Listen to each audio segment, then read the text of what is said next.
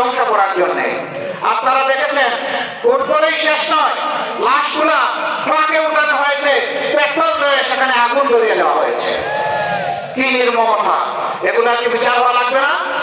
অবশ্যই বিচার হতে হবে, যাতে আগামীতে কেউ ক্ষমতায় এসে ওই রকম দুর্বৃত্ত এবং সন্ত্রাসী না হতে পারে। আগামীতে কি আপনারা কোনো দুর্বৃত্ত এবং সন্ত্রাসীকে ক্ষমতায় দেখতে চান?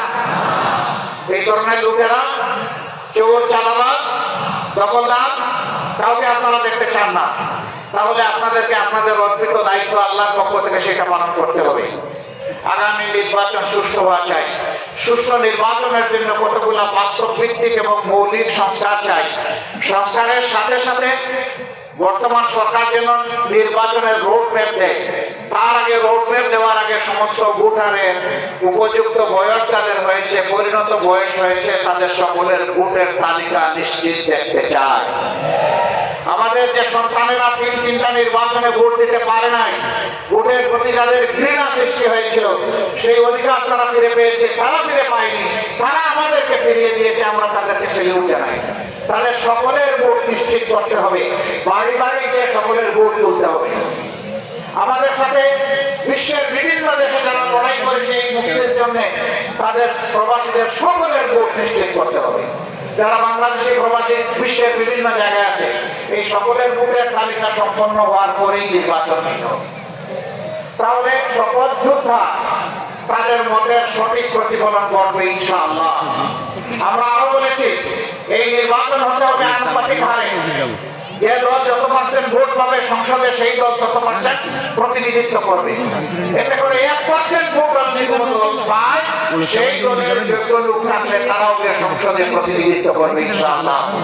কারণ আছে কোনো নির্দিষ্ট দলের হাতে দেশ এবং ভোট, এই দুইটা চিহ্নিয়ার হওয়ার আশঙ্কা থাকবে না। এই জন্য আমরা চাই যে আনুপাতিক হারেই সেই নির্বাচনটা হোক। আপনারা পেতা চান।